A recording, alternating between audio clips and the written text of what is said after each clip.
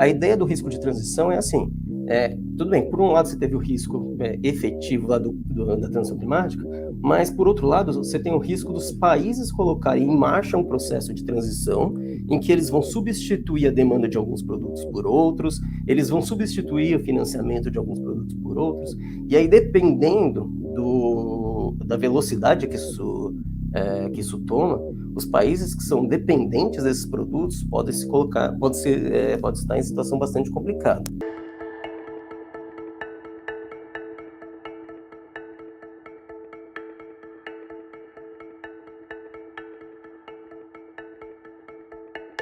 Olá, sejam bem-vindos a mais um episódio do nosso podcast Missão Desenvolvimento. Sou Paulo Gala e hoje tenho a alegria e honra de receber aqui meu querido amigo, brilhante economista Guilherme Magacho. Vamos falar hoje sobre transição ambiental e transição energética. Aliás, um tema que tem frequentado nossos podcasts aqui, praticamente todo podcast a gente tem falado disso, é um tema que está literalmente fazendo uma piada infeliz, Guilherme, pegando fogo, né? Ou pior ainda, em ebulição, né? O planeta está em ebulição, não está nem pegando fogo, a situação está de fato dramática, então é um tema que a gente tem sim que discutir e poder conversar sobre isso com o Guilherme é muito bom. O Guilherme tem trabalhado, tem pesquisado nessa área, tá? Infelizmente ele foi embora para a França, está trabalhando lá, acho que na agência de desenvolvimento francesa, ele vai me corrigir aqui se eu estiver equivocado, né? Ele é um exemplo de brain drain, né? De um cérebro brilhante que foi embora do Brasil, mas ele continua com a gente aqui pesquisando em português, falando em português, escrevendo em português. Portanto, é uma alegria enorme poder receber o Guilherme aqui no podcast. Guilherme Magacho, vou, antes de mais nada, pedir para você se apresentar um pouquinho, falar do que você tem feito, da sua trajetória, e a gente já mergulha aqui nos temas. Obrigado por aceitar o convite. Seja bem-vindo. Obrigado eu pelo convite. Acho que participar desse podcast é sempre sempre um prazer. Assim, acho que essas discussões que vocês fazem nesse podcast são incríveis. Então, assim, muito obrigado demais pelo convite. É isso, né? Eu estou na França, mas estou acompanhando a discussão e com certeza esse é um dos canais pelo qual a gente toma conhecimento de todas essas discussões que são feitas. Então, valeu demais pelo convite.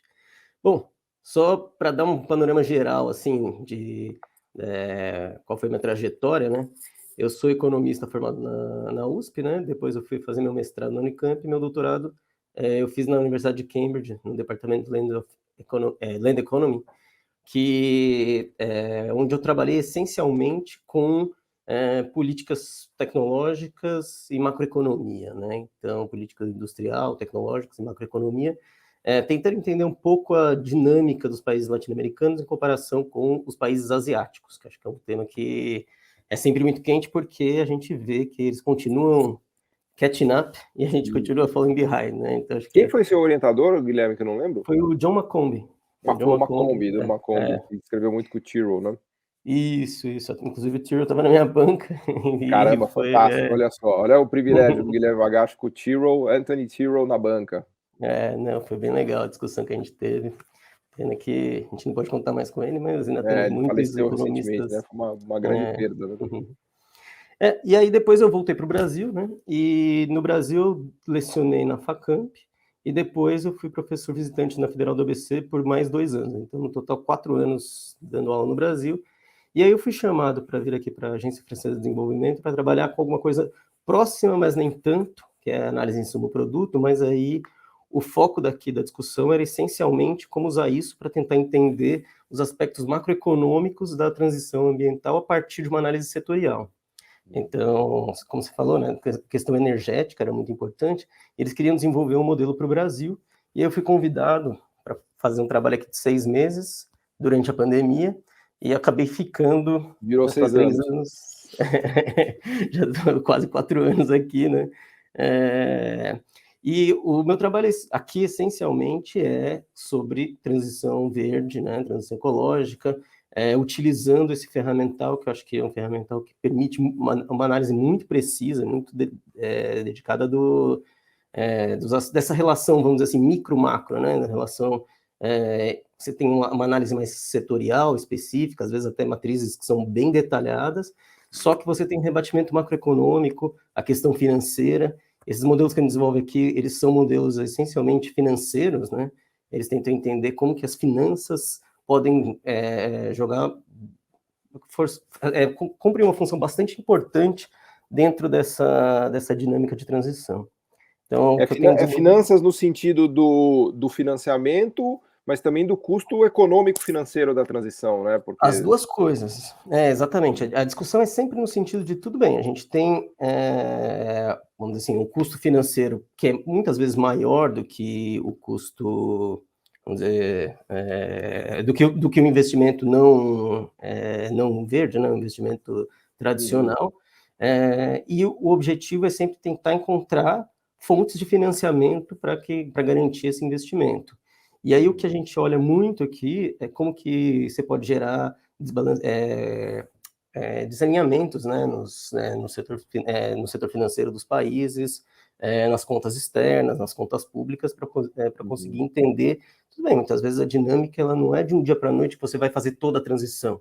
Ela é exatamente por isso que chama transição, né? Ela toma tempo e o tempo que ela toma precisa ser analisado, porque nesse período você não pode enfrentar nenhuma crise, ou Claro. a crise não pode ser gerada por causa da transição em si, né? E você já tem contas para o Brasil? Você falou que você começou trabalhando com modelos para Brasil, né? Você já tem estimativas disso? Como é que está essa pesquisa? Na verdade, especificamente para o Brasil, o modelo não foi tão para frente assim. A gente era um trabalho que a gente estava desenvolvendo já, só que ele deu origem a diversos outros modelos que a gente usou e a gente ainda tem usado com diversos países. Então, a gente tem um trabalho que a gente está desenvolvendo com a Bolívia, um trabalho que a gente está desenvolvendo com Marrocos, um para Colômbia, México, a gente começou a desenvolver um modelo agora. No caso brasileiro, eu acho que tem uma grande vantagem, né, desenvolver esse tipo de modelo, porque a gente tem os dados financeiros muito detalhados, e isso permite a gente conseguir entender dentro do nível setorial, né, quais são as principais restrições. Então, se você tem, por exemplo, uma crise externa, como que isso pode limitar o seu acesso a financiamento externo, e alguns setores são mais prejudicados que outros. Acho que nesse sentido acaba sendo uma dificuldade que pode surgir, né? E a gente tenta analisar a partir de... Dá um exemplo, Magacho, para a gente, se você puder, desses que vocês já fizeram, por exemplo, a Bolívia, Marrocos, os outros casos que você estava falando. Como é que é essa conta, né? Vocês fazem uma conta de custo de transição, de quantos bilhões de dólares vão ter que ser investidos, de quais setores vão desaparecer, quais setores vão surgir. Dá um exemplo mais concreto, assim, para a gente ter um sabor de como é que funciona essa metodologia, de como é que são esses modelos. A gente trabalha muito com o conceito de dupla vulnerabilidade, né? Acho que esse que é o ponto-chave, assim. Você tem de um lado, a gente tem que entender a vulnerabilidade do país aos riscos físicos, né? Quando a gente fala risco físico, tudo bem, você tem um impacto climático, o aquecimento global vai levar a uma perda de capacidade de produção do setor agrícola. O Brasil, aliás, tem uma vulnerabilidade enorme disso, né? O agro brasileiro está muito sujeito a esses choques, né? O ano passado a gente já viu, 2023, já viu impactos dramáticos. A gente vê as quedas de safra são imensas, e isso pode gerar efeitos cascata na economia que são, às vezes, até muito complicados. E esse risco físico, ele não só no agro, né? Eu acho que o agro, ele é um dos setores, ele talvez seja um dos mais impactados, mas você tem setores diversos na economia. Então, setores que dependem, por exemplo, de insumos que são importados e passam por portos. Se os portos são, por algum momento, né, vamos dizer assim, impactados por conta de uma inundação ou algum desastre ambiental, bom, isso é um risco físico muito grande para as cadeias produtivas, né? Então, e alguns países dependem essencialmente de alguns portos específicos, né? No caso da Bolívia que a gente estava falando, é um país landlocked, né? Que é um país que não tem acesso ao mar, mas ele também depende de importações de outros países via terrestre. Muitas vezes também você pode ter choques ali impedindo destruição de infraestrutura mesmo, né? E esse é o que a gente chama de risco físico, né? Que seria assim, tudo bem. E aí você consegue analisar a partir desses modelos como que esses efeitos cascata ocorrem. Então, tudo bem, você deixou de produzir algum produto por conta de uma quebra na cadeia de valor, na cadeia de produção, e como que isso vai impedir a produção de outros produtos, como isso vai gerar todo um efeito de encadeamento para frente, né, na economia.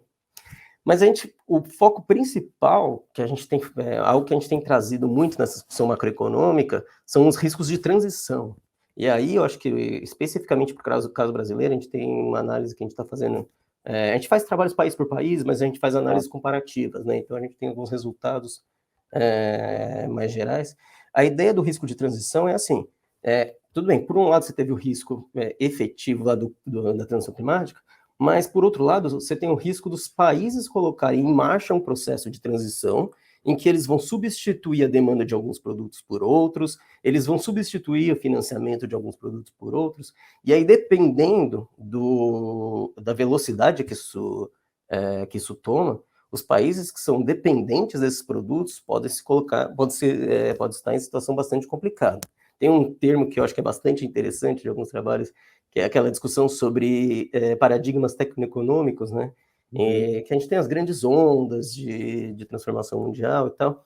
A transição ecológica, para dizer num termo mais amplo, né? Porque além da transição baixo carbono, pensando toda a transição ecológica, questão da água, biodiversidade e tal, ela é uma transição que vai gerar mudanças estruturais muito rápidas e muito significativas em toda a estrutura de produção mundial.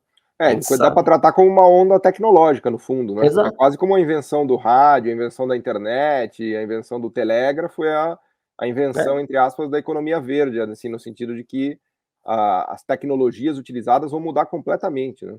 Exatamente, a gente tem tecnologias surgindo todo o tempo, novas tecnologias, mas não só pelo lado da transição puramente tecnológica, mas uma própria uma reestruturação da demanda mundial, no sentido de que as preferências dos consumidores ou dos países, né, vão alterar a partir da própria política de preços que eles assumem. Então, você tem a Europa colocando o mecanismo de ajuste nas fronteiras, né, o Carbon Border Adjustment Mechanism.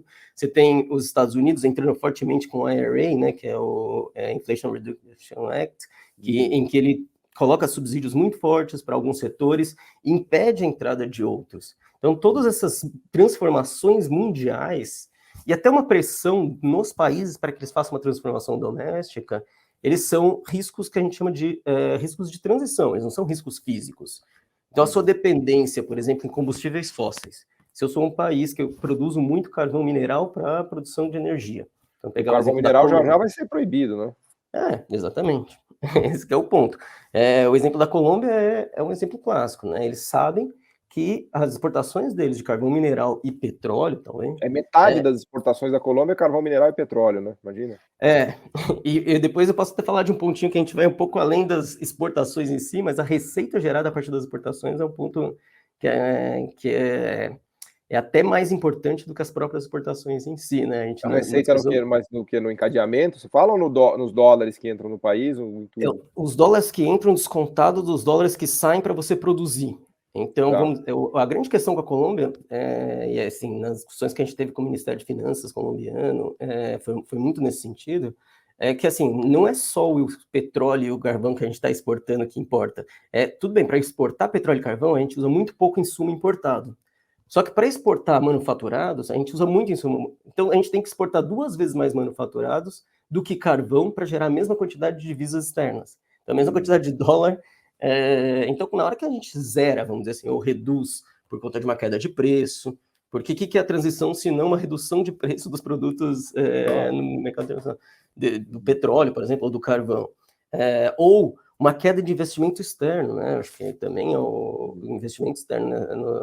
Aliás, a Colômbia é café, carvão e petróleo, né? Se você tirar café, carvão e para não falar da cocaína também, né? Que não é contabilizada, mas que também é fundamental, né?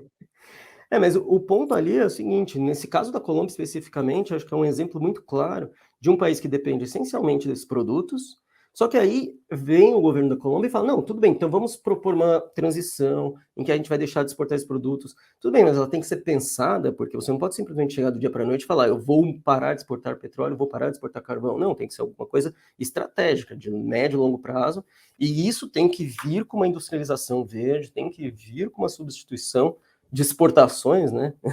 Se é que existe esse termo. Eu acho que a questão dos veículos a combustão é um belo exemplo disso que você está falando, inclusive na Europa, né? Que tem essa normativa aí de acabar com os veículos a combustão Mas isso tem uma consequência brutal em termos de geração de emprego e renda para a própria Europa, né? Importante lembrar que a Europa ainda é um dos grandes produtores do mundo de veículos a combustão, né? Como é que está isso? Imagina, inclusive a França, né? A França ainda é um dos líderes mundiais de produção de veículos a combustão, não? Eu acho que tem 2 pontos aí. O primeiro é o seguinte: tem coisas que você consegue aproveitar do veículo, vamos dizer, da cadeia do veículo a combustão para o veículo elétrico ou para outros setores, e tem coisas que você vai perder completamente. E eu acho que a grande questão e a grande tentativa agora é exatamente fazer essa transição, sabendo que você tem uma série de empregos, como você falou, que são dependentes disso. E outra questão é, tudo bem, você vai começar a produzir veículo elétrico, ótimo, só que quanto disso é nacional, quanto disso é importado? O circuito impresso que você embute ali dentro do veículo elétrico, a bateria, os insumos para a produção da bateria, se elas são importadas, isso significa que não é tão fácil você fazer a transição, porque demanda, se a gente estava falando do lado das exportações, né? Se alguns países são extremamente dependentes da exportação de combustíveis fósseis, e o Brasil incluído, né? São extremamente dependentes da exportação de combustíveis fósseis.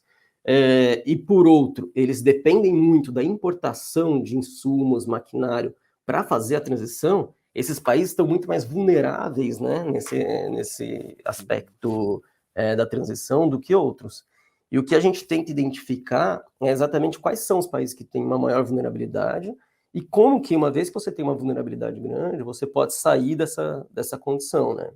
Então, no caso quando a gente fala de veículos, a gente também tem que pensar no transporte como um todo, né? Uma das saídas para o próprio veículo é você passar para um transporte não motorizado, é você passar para um transporte público mais efetivo. Aliás, então... o transporte público desde sempre uma solução ambiental, porque a quantidade de tonelagem ali, né, que você precisa locomover per capita é muito menor, né, do que uma pessoa que entra num veículo que pesa toneladas, né? Se você fizer a conta do custo de locomoção daquilo, dessa mesma pessoa num trem ou num ônibus, é ridiculamente mais barato, né? E ainda se for um trem ou um ônibus verde, né, que se mova com energias sustentáveis, seria um grande avanço, né? Eu acho que o Brasil tem um grande avanço nesse sentido. Claro que a gente tem uma grande vantagem em relação à média dos outros países quando trata do veículo a combustão, por causa do veículo etanol, né, ou biocombustíveis de uma forma geral, mas tem também essa parte do transporte público, né? A gente corre atrás nos trens, claramente, né, principalmente comparado com a Europa, com o Japão, China, hoje, A né? capacidade produtiva de trens, você diz, né? A gente praticamente não produz, né? Eu acho que existe de novo aquela ideia, né? Você vai querer investir nessa transição a partir dos trens, você vai ter que importar praticamente tudo. Você até produz alguma coisa, mas pensando no todo ali dessa indústria, muita coisa precisa ser importada e toma tempo para você aprender a fazer isso, desenvolver essa tecnologia. Mas a gente tem a alternativa do ônibus, né? A alternativa do ônibus e o Brasil, vamos dizer assim, não sei se deu aula, está dando aula, mas o Brasil ensina muito nesse setor. É um setor de transporte público em que o Brasil exporta, o Brasil exporta para os Estados Unidos. Isso que é impressionante, a gente brinca que a gente não tem capacidade de fazer navio, mas faz avião. A gente não faz carro, mas faz ônibus, né? Digo, a gente tem empresas brasileiras, né, domésticas, que têm uma capacidade relevante de produção de ônibus, né? E de ônibus híbrido, até certo ponto ônibus elétrico. A gente tem, lógico, o sistema de bateria é completamente diferente de um veículo, o foco da bateria do ônibus é completamente diferente do foco da bateria Acho que do a gente veículo. está mais bem posicionado para fazer ônibus elétricos, então, no Brasil? Eu acredito que sim. Eu acho que o fato de a gente ter desenvolvido já ônibus híbridos, acho que a gente já tem conseguido, lógico, que comparado com ônibus puramente movido a biocombustíveis, você tem um componente importado muito maior, e isso significa uma maior restrição a desenvolver a partir dessa indústria, né? Tanto por conta como você está importando, isso é um vazamento na economia, né? Você está criando uma demanda. Então, você vai lá, o governo vai lá e compra o ônibus. Quanto desse ônibus é efetivamente produzido no país, né? Considerando todos os insumos. Bom, se você importa muitos componentes, você tem vazamentos. Então é por isso que existem políticas exatamente para poder, pouco a pouco, de forma estratégica, produzir mais e mais componentes domésticos, né?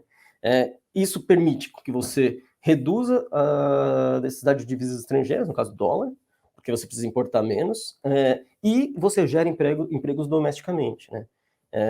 Emprego, renda, tributos domesticamente, né? Porque, claro, você pode até falar que a importação paga tributo, beleza, só que o tributo gerado pela renda, ela não gera. Ela gera só o tributo direto, o tributo sobre o produto, né? Ela não gera o tributo da renda, a contribuição social, a contribuição... Ela não... Então, assim, são vazamentos mesmo. Então, a gente tem que... Você não era nascido ainda, mas eu andei muito em trólebus aqui. O trólebus é o ônibus que era conectado, especialmente na Rua Augusta, que conectava até o centro, né? Tinha aquele cabo, né? Que já era um ônibus elétrico, na verdade. Ele era movido pela eletricidade que passava nos cabos. Eu andei Você também. chegou a Até andar de recentemente trólebus? tinha. Eu acho que Tinha, até tem até, ainda. sei lá, uns 10 anos atrás ainda tinha. Na Rua Augusta Sim. tinha, né? Eram uns cabos horríveis, assim, mas ficava aqueles cabos, ele saía do coisa, e aí tinha que o Aí motorista parava, né? descer. Ele parava no meio, detonava todo o trânsito, né? Mas isso é isso, porque a gente não tinha o desenvolvimento da bateria ainda como tem hoje. Hoje você consegue fazer uma coisa gerando a outra, então você não precisa mais parar, você recarrega num lugar e depois vai produzir e passa para outro. Mas a gente tem já o desenvolvimento do transporte em si, né? Isso permite, estrategicamente, é isso. Tudo bem, a gente não precisa produzir tudo. Não dá, hoje em dia no mundo é impossível você ir para aquele processo de substituição de importações que a gente tinha antes, né? Não existe mais essa... Você estava falando dos vários países, vocês têm um mapeamento de quais países são mais vulneráveis a esse risco de transição? Como é que vocês têm trabalhado isso? Porque eu imagino que são os bons e velhos produtores de commodities e agora commodities fósseis, né? É bem interessante olhar para... A gente publicou um paper na World Development que a gente faz essa análise na revista. Como é que chama? Vamos deixar a indicação aqui depois. Low Carbon Transition, Developing Countries. Eu não sei exatamente. Se colocar Low Carbon Transition in Developing Countries, Guilherme Magacho vai achar. Vai achar, com certeza. Na World Development, pronto. Isso, é um paper que faz esse mapeamento. E o que eu pude reparar, assim, que a gente... É claro que agora a gente está fazendo estudos específicos para os países, a gente usa nessa análise matrizes internacionais que são muito boas para você ter um panorama geral. Mas quando você vai no específico, é um pouco mais difícil. E assim, claro, os países produtores de combustíveis fósseis são os primeiros. Não tem menor dúvida, esses caras estão... Os que exportam combustível fóssil commodity mesmo, né? Esses caras são basicamente primeiro. É o PEP, né? O PEP entra um pouco... essencialmente o PEP, mas assim, tem alguns países da África que não fazem parte O do PEP+. PEP, né? Seria um PEP+. Esses caras estão... Mas é lógico, né? A gente está falando do petróleo. Só que aí também a gente pode considerar uma série de outros produtos. Então a gente considerar, por exemplo, países que dependem da exportação de minerais não metálicos, como cimento, que, claro, no caso de um país grande como o Brasil, não é tão relevante, mas para países menores começa a ser. Alguns fertilizantes que tendem a diminuir de importância. Mas o cimento também está nessa lista aí? Então, se você for pegar, por exemplo, a gente estava falando do Carbon Border Adjustment Mechanism da Europa, né, que tenta... O que eles tentam fazer? Eles identificam quais são os setores que são mais emissivos. O cimento tem uma grande quantidade de emissão, direta e indireta, mas tem também, se a gente pegar além do cimento, você tem ferro e aço, que é um setor que, no caso brasileiro, é extremamente importante. E a gente pode entrar numa discussão sobre, tudo bem, mas o Brasil está bem posicionado ou mal posicionado relativamente aos demais? O ferro é a mineração do ferro que é nociva. E o próprio uso do ferro também, né? Na verdade, quando você pensa no ferro, você está falando de produzir a partir do ferro e são processos que poluem muito.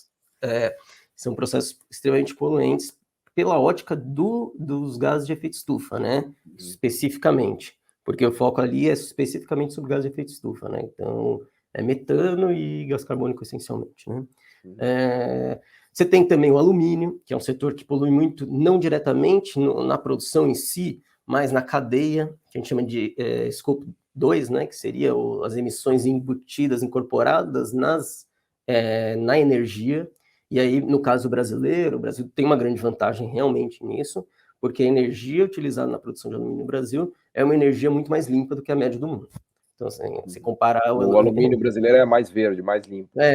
Com certeza. E isso permite que o país até ganhe em termos comparativos com relação a outros países, porque, vamos dizer, Moçambique, por exemplo, é um país que, só para você ter uma ideia, mais de 20% das exportações de Moçambique são alumínio para a Europa. Das exportações totais do país, quase 20% são alumínios para a Europa, alumínio para a Europa especificamente. Então você tem alguns países que são extremamente dependentes desses produtos, que são produtos que vão sofrer uma pressão muito grande nos próximos anos, se já não estão sofrendo. E aí a gente coloca algumas discussões, por exemplo, a carne de vaca, ou também de porco, mas assim, a carne em geral é um produto que sofre uma pressão. Existe todo um outro lado da discussão, tudo bem, mas na medida que os países se tornam mais ricos, se consome mais carne, mas de pouco em pouco a gente está vendo uma substituição da carne propriamente dita por produtos que simulam, se assemelham a uma carne na alimentação. O frango entra nessa história aí ou ele é considerado como menos poluente?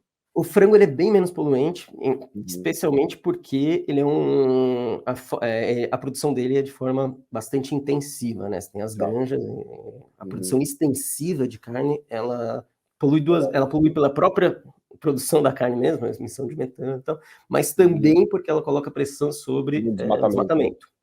E aí tem toda uma discussão sobre a carne de tais e tais países não pode ser vendida porque pressiona desmatamento. Então, é algo que também se coloca. A União Europeia está agora com uma legislação, tentando emplacar uma legislação que vai no nível da firma e fala, olha, essa firma ela não pode exportar para a Europa, porque ela é uma firma que não garante que não houve desmatamento, então você tem que ter...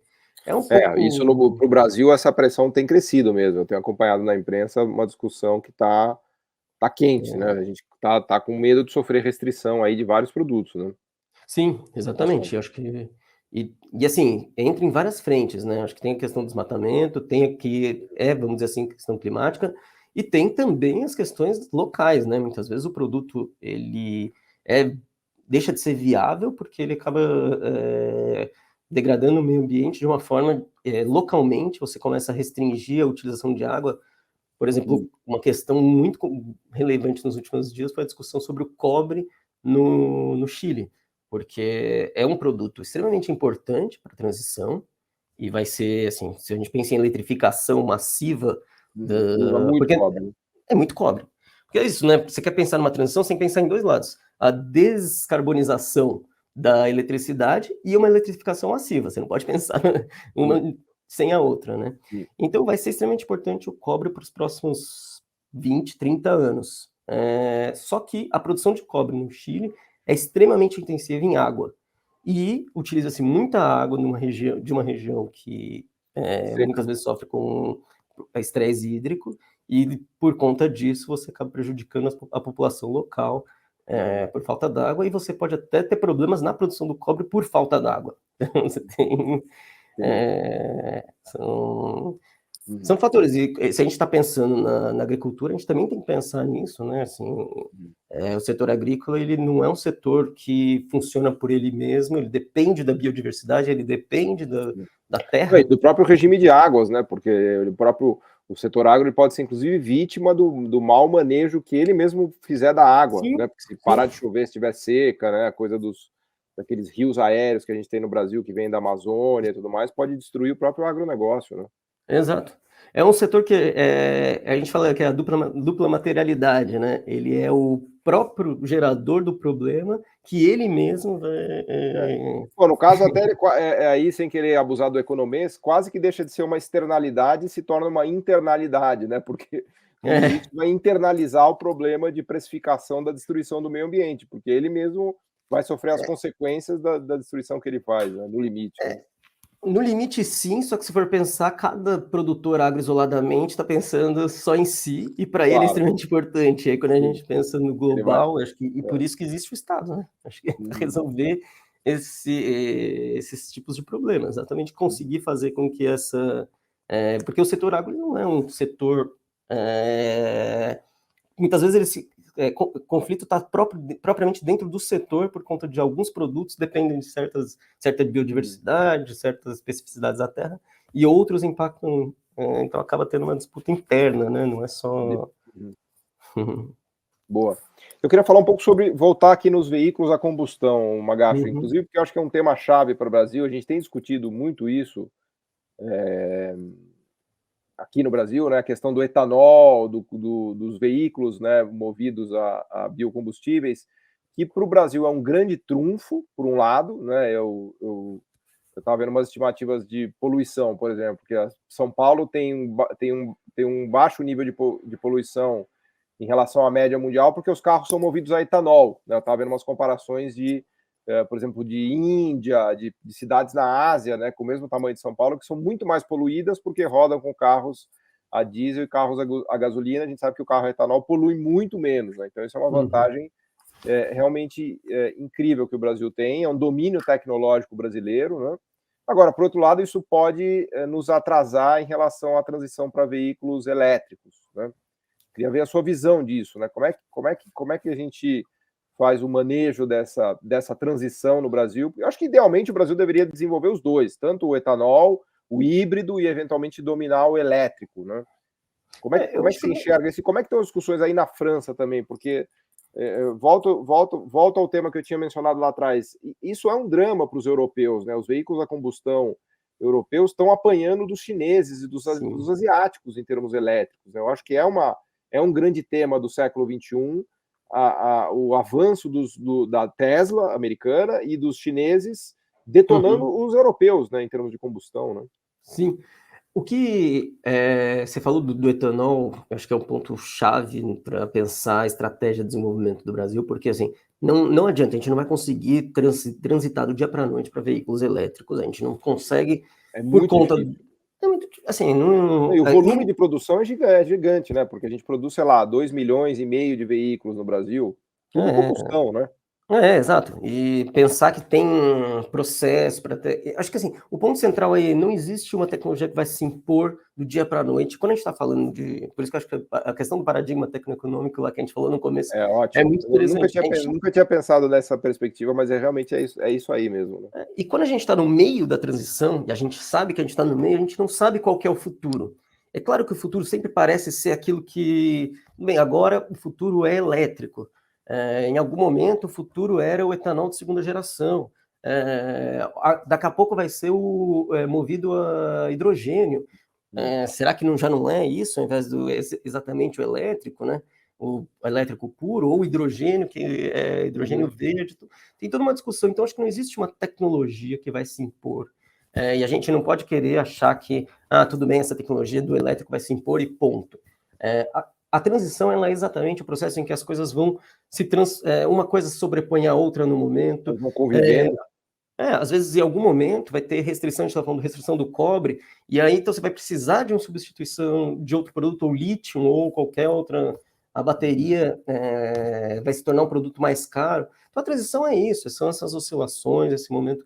E o importante é você jogar, vamos dizer assim, com todos os times, com todo mundo, né? Você não adianta várias escolher fichas aí, várias fichas. vários ovos em vários cestos, né? Exatamente, colocar vários ovos em várias cestas e desenvolver em paralelo, tecnologias paralelas. E é por isso que o híbrido, por exemplo, é um carro híbrido, e a China joga muito com isso, né? Ao invés de ir lá para o elétrico de uma vez, eles vão para o híbrido. Mas espera aí, por quê? Porque a gente aprendeu muito no Brasil que o que deu certo no Brasil foi o híbrido etanol gasolina. Não Aliás, foi nem bem lembrado, né? A gente começou com o híbrido etanol gasolina, né? Todo o nosso aprendizado produtivo dos motores flex e tudo mais veio de uma ideia de hibridismo, né? De gasolina e etanol, né? Porque aí você tem lá o período em que o preço da gasolina explode, o etanol vai ficar mais viável, aí o preço da gasolina baixa, o produtor de etanol, inclusive, ele tem ele é híbrido no sentido do que ele produz, ele vai produzir açúcar ao invés de produzir etanol, então estrategicamente é muito interessante você ter vários ovos em várias cestas. Então não é que a gente simplesmente tem que abrir mão do carro etanol, falar acabou, não, eu acho que o exemplo dos ônibus é um exemplo bem interessante, exatamente por isso, porque a gente consegue desenvolver em paralelo tecnologias, e o Brasil é clássico nisso, desenvolver paralelo em várias tecnologias, e no momento que uma começa a se impor mais que a outra, ou se colocar como a tecnologia que vai ganhar essa corrida mais que a outra, a gente está relativamente preparado para uma ou para outra, para alguns nichos específicos, né? Então, também não é isso, né? Não adianta a gente achar que a gente vai produzir carro que vai competir com o Tesla, ou com, sei lá, o BYD, não dá, a gente não vai conseguir do dia para a noite. A gente vai conseguir alguns nichos específicos, alguns carros. O Brasil sempre produziu carro, né? Então, acho que alguns carros, alguns modelos específicos. Na verdade, as multinacionais sempre produziram carro no Brasil, né? Vamos... A gente tentou produzir o nosso Gurgel e a gente sabe bem a história, né? Então, acho que nesse sentido, e aqui na Europa, o que eles fizeram, né? Que eu acho que a gente falou do etanol no Brasil, aqui nenhum carro roda se não for com o B25, que é biodiesel, 25% biodiesel no Tem que ter motor. 25% de biodiesel, é isso? Eu não sei se eu acho que eles foram aumentando, eu não tenho carro, então eu posso estar falando, mas assim, sempre que eu aluguei carro aqui, era lá, tudo era, você chega no posto de gasolina e fala B25, porque não é 25% biodiesel. E esse biodiesel é produzido aí na Europa? Produzido na Europa, e a partir de fontes renováveis, então acho que tem todo um... Então eles têm uma estratégia, vamos dizer assim, de médio prazo. Claro que a estratégia de longo prazo tem que ser diferente da estratégia de médio prazo. A estratégia de médio prazo, ela é essa estratégia, vai ter demanda, você não muda a tecnologia do dia para a noite, você não muda a capacidade de produção do dia para a noite. A gente estava falando só voltando um pouquinho, a gente estava falando do alumínio, do cimento, desses setores. Esses setores, até na COP28 agora, eu participei de uma mesa discutindo com alguns brasileiros. Legal. Conta dessa mesa aí pra gente. Sim. Então, é uma mesa que falava sobre os hard to abate sectors, são setores difíceis de... Hard to abate. Hard to abate. São setores que são difíceis de você reduzir as emissões, porque são setores que, primeiro, cimento, alumínio, ferro, fertilizantes... São na base de tudo, né? Eles são a base de tudo. Uma planta de produção de alumínio, ela dura 50 anos. Não sei se produzir investiu hoje, ela dura 50 anos. Então, são ativos de longa duração. Então, não adianta você simplesmente falar do dia para a noite, eu vou começar a produzir alumínio renovável. E nesse ponto, o Brasil tem uma grande vantagem, de novo, porque a gente já está lá na frente comparado com a média, né? Então, tem um histórico ali, né, de ativos que já estão em funcionamento, que já foram investidos, que você pode tentar fazer alguma reversão, você pode tentar reduzir por meio de algumas transformações na fábrica, claro, também não é só porque você já investiu, que você já... Mas se você simplesmente falar, não, eu vou deixar de produzir isso e começar a produzir em outro, você gera o que a gente chama dos stranded assets, né? Que é assim, os ativos que têm uma depreciação extremamente acelerada e que podem gerar problemas financeiros bastante grandes do ponto de vista empresarial. Então, você tem que considerar toda essa dinâmica, porque, assim, num modelo bonitinho de equilíbrio geral, que você coloca lá... colocou um imposto sobre CO2, todo mundo migra para tecnologia que vai tal. No modelo funciona muito bem, mas na vida real, os modelos bons mesmo, são aqueles que colocam essa dependência da trajetória, colocam essa... Não, só no tem décadas de amortização do investimento, né? Exato, você não simplesmente vai jogar fora o investimento que você já fez. E até por isso, essa é a grande parte da discussão que a gente faz, quando a gente está falando da maior parte dos investimentos sendo feito hoje, a gente está falando de investimentos que vão durar esses 40 anos. A gente está falando de 2064, vamos dizer, daqui a 40 anos, a gente vai estar produzindo com as fábricas que foram investidas hoje. Se a gente monta uma fábrica para produção hoje... Então, você acha que em 2064 é possível produzir lítio, vamos dizer, ou níquel da forma como a gente quer produzir hoje? Talvez não. Não vai ser. Então, a gente vai ter que pensar que essas tecnologias, elas transbordam elas têm uma duração bastante grande e certamente o país que fizer os investimentos mais verdes nesse momento vai estar em vantagem no futuro. Uhum. A indústria química entra um pouco nessa discussão também, né, Magacho? Porque ela é uma indústria pesada de base, né? E alguns setores da química são, inclusive, estão no mecanismo de ajuste de fronteiras da Europa, né? São os petroquímicos, alguns petroquímicos. Como é que funciona esse mecanismo de ajuste? Não, ele é basicamente, você tem o mercado de carbono, né, da Europa, que é o ETS, que é uma, assim, se colocam cotas de carbono, né, de quanto pode ser emitido, as empresas só podem emitir até esse limite, elas negociam e aí você tem um preço. É o tal do cap and trade. Cap and trade, exatamente. A questão é que na hora que você coloca faz esse mercado de carbono, as empresas são levadas a migrar para países que não tenham isso, né? Então você tem uma migração bastante grande de empresas, até grande parte da discussão que se coloca na Europa será que o abatimento de carbono que a gente conseguiu nos últimos anos não foi exatamente um outsourcing, vamos dizer, a gente vai importar o carbono e produzir aqui? E aí o que eles fizeram? Falaram, não, então a gente tem a necessidade, e a Austrália tem interesse em seguir nessa política, o Japão também já tem falado sobre isso, que eu importo o produto e eu vejo quanto de emissão de carbono tem na importação desse produto. Então, vamos dizer assim, importei alumínio, eu vejo quanto que tem incorporado de carbono nesse alumínio. E aí eu taxo ao preço de mercado do carbono europeu, preço corrente. Então, se está $60 aqui na Europa, eu vou taxar a importação. E aí muitos países criticaram essa política. Isso já está funcionando, Magacho? Ele já está regulamentado, só que a ideia é que ele entre em vigor em 5 anos. Porque vai ser pesado isso, né? Porque vai ter uma onda tarifária grande nisso, né? De proteção, né? Então, a discussão é pegada alta de carbono, né? A gente até, outro paper fazendo propaganda, a gente publicou tentando entender quem são os países mais impactados, esse foi para Climate Policy. Como é que chama esse paper? Muito ruim, mas alguma ideia, só para dar um Google, assim. Se colocar CBAM, CBAM e Magacho, já vai aparecer. CBAM é o de Credit... Carbon Border Adjustment Mechanism. Carbon Border Adjustment Mechanism, Guilherme Magacho. Vai aparecer aí. É um paper que a gente desenvolveu para tentar entender quem são os países mais impactados. Porque são os poluentes, basicamente, quem produz são os poluentes, pegada de carbono. Porque qual que é a ideia por trás? Eu acho que, claro que é interessante a ideia por trás desse mecanismo. Na medida em que você coloca a taxação, os países migram para tecnologias mais verdes porque passa a ser mais vantajoso. Isso faz sentido? Faz, em países que têm capacidade de migrar.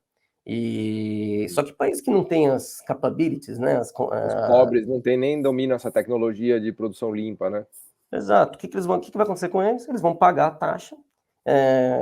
E aí tem toda uma regulamentação. Se você, para não pagar a taxa, você tem que aceitar que a Europa vá lá e prove que sua indústria é uma indústria que emite menos do que tantos por cento, os 10% piores do que a Europa.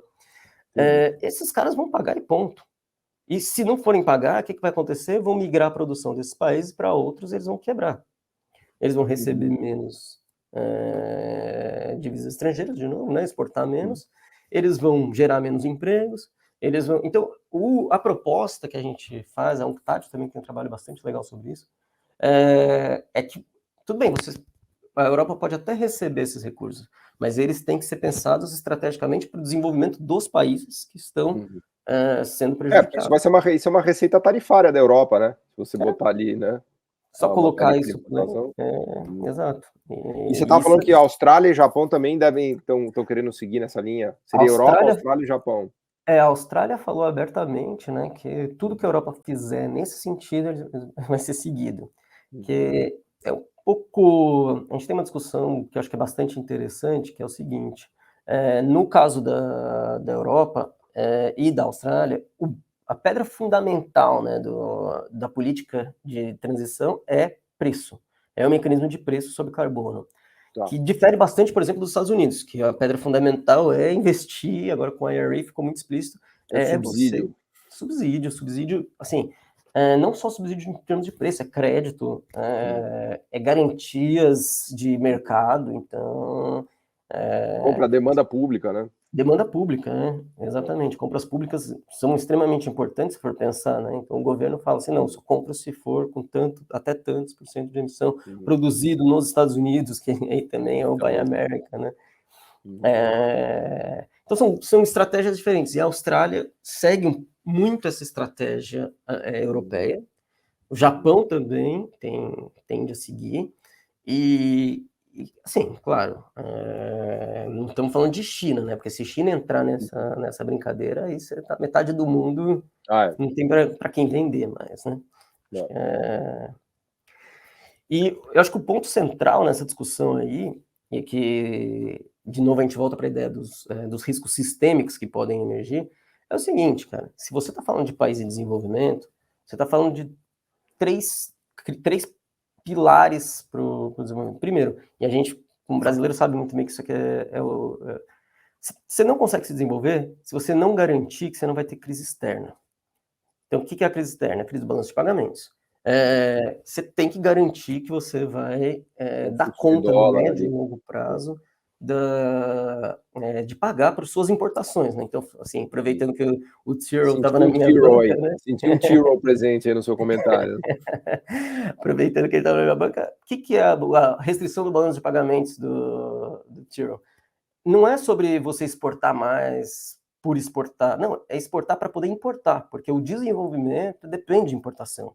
A Conceição Tavares explicou muito bem que a substituição de importações não é substituir o importado pelo doméstico, é substituir o importado por um outro importado e você produz domesticamente, vamos dizer assim, têxtil, você produz o veículo, mas você vai passar a importar outros produtos. Coisas mais aumenta a rigidez, né? E aí você precisa importar mais, e aí por aí, isso que você exporta exatamente para isso.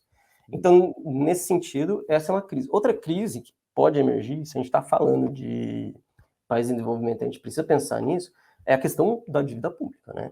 Acho que se a gente está falando em transição, a gente está falando em investimento massivo em uma infraestrutura verde, porque ela é completamente diferente da infraestrutura tradicional. Então, você está falando de muito gasto público. E não tem jeito, o investimento privado ele vai vir só se o investimento público existir, né? A gente sabe muito bem disso, seja ele direto ou indireto, subsidiando financiamento e tal.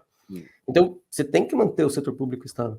E, cara, de novo, a questão socioeconômica, é emprego, você tem que gerar emprego, porque é isso que... Empregos de boa qualidade, que é isso que garante que socioeconomicamente você está fazendo uma transição que ela é justa do ponto de vista social também, né? E se a gente está pensando num modelo de desenvolvimento, a gente tem que pensar não só, tudo bem, vou substituir por carro, a gente falou de substituir por carro elétrico, não, tudo bem, eu posso até substituir ao longo do tempo pelo carro elétrico, substituir, mas eu tenho que pensar nesses três fatores. Todas essas dimensões aí tem que estar contempladas, né? Tem que estar contemplado, exatamente. E é isso que a gente chama aí, vamos dizer assim, de vulnerabilidade de transição, vulnerabilidade ligada à transição, que muitas vezes é colocada em segundo plano, porque ela não tem um rebate imediato como tem o colapso climático, né, que a gente está mais acostumado a ver. Só que alguns países, como você falou, né, o Brasil é um deles, é um país que sofre um pouco dessa dupla vulnerabilidade, né? Esses riscos sistêmicos que emergem da transição em si e os riscos físicos, né? Econômicos, né? Boa. Fantástico, Magacho. Já a nossa conversa foi tão rápida aqui que já estouramos o tempo aqui. Já. Mas legal, muito legal. Deixa umas palavras finais aqui. Então a gente já fez a propaganda aqui dos seus 2 papers. Para quem quiser depois olhar, né, de uma maneira bastante técnica, né, e quantitativa essas análises, tem coisas bem legais ali. E suas palavras finais aqui para quem quiser pesquisar mais, estudar mais, ou enfim, temas que você acha relevante. Não, eu acho que o ponto central dessa discussão é exatamente tentar entender assim, um dos pontos que a gente aborda e que eu acho que é muito relevante é tentar entender isso de uma forma sistêmica. Às vezes a gente fica tão focado no micro, tentando entender especificamente qual é a tecnologia que vai acontecer e tentar achar, tem que estar na tecnologia do futuro e tem que estar... Não, a gente tem que pensar na transição. A transição, ela não se, a transição, o termo transição, ele existe não para dizer o que vai acontecer no futuro, mas é o caminho que a gente vai traçar para chegar nesse futuro.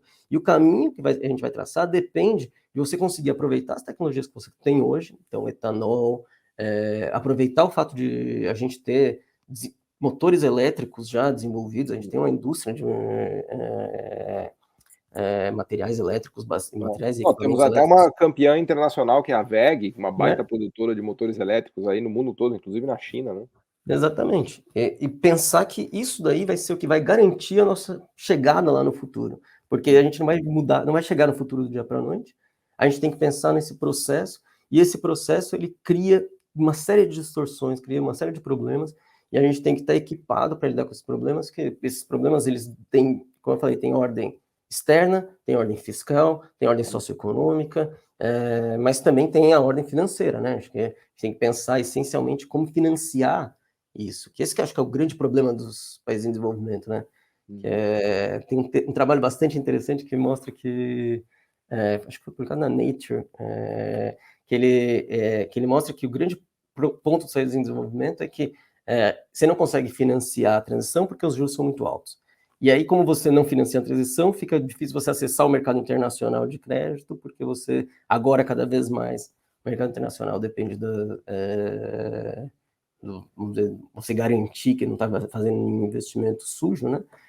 Então você não acessa o mercado internacional, você tem menos crédito. E o Brasil mostrou com as emissões de títulos públicos verdes que a gente tem, assim, a cara da transição. A gente tem a cara, é um dos poucos países de desenvolvimento que está tão bem situado para conseguir fazer essa transição.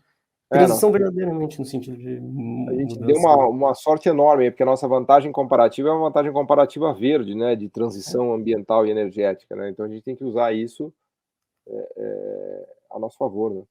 A gente só não pode pisar na bola e achar que vai ser o agro sujo que vai limpar a nossa barra, porque não vai ser ele. Vai ser o agro limpo. Não, eu acho que inclusive usar o agro a nosso favor, porque a nossa capacidade de produzir o etanol, o biometano, né, a coisa do próprio gás, né, que vem do biometano, é uma potência, né? Então a gente pode usar o agro como uma catapulta a nosso favor. Né? E o setor que compra muito também, né? Compra máquinas, equipamentos, e essas máquinas e equipamentos elas podem ser, claro, a gente pode usar isso para isso, né? alavancar outros setores, e são nichos específicos que o mundo inteiro vai precisar, né? Acho que... Fantástico. Guilherme Magacho, muito, muito obrigado aqui pela sua participação no nosso podcast. Fica a referência para quem quiser estudar mais. O Magacho trouxe ideias aqui muito boas. Eu vou dormir com essa coisa do paradigma técnico-econômico aqui que você foi resgatar, né? Agora eu vou dormir com essa ideia de que a invenção do rádio e a invenção da internet é o paralelo, é a metáfora para a gente pensar a transição verde e a transição ambiental, porque vai destruir um monte de tecnologias e demandar e criar, né, o surgimento de um monte de outras tecnologias. E outra coisa fundamental que você falou, pensar isso de maneira sistêmica, né, e não ficar no micro ali só preocupado com uma tecnologia especificamente e esquecer dos efeitos encadeados, né, dos efeitos sistêmicos de tudo isso. Exatamente. Muito de bola. Obrigado, Guilherme. Obrigado demais aí pelo convite mais uma vez. Valeu, pessoal. Boa. O podcast Missão Desenvolvimento é uma realização da AFB-NDS, Associação de Funcionários do BNDES, e vai ao ar semanalmente em todas as plataformas digitais. O programa tem direção de Felipe Peçanha, produção de Tatiana Gurgel e edição de Pedro Rocha. Para saber mais, acesse nosso site www.missãodesenvolvimento.com. Você também pode assistir a outros episódios já gravados nos canais do Missão Desenvolvimento e da AFB-NDS nas redes sociais. Até a próxima!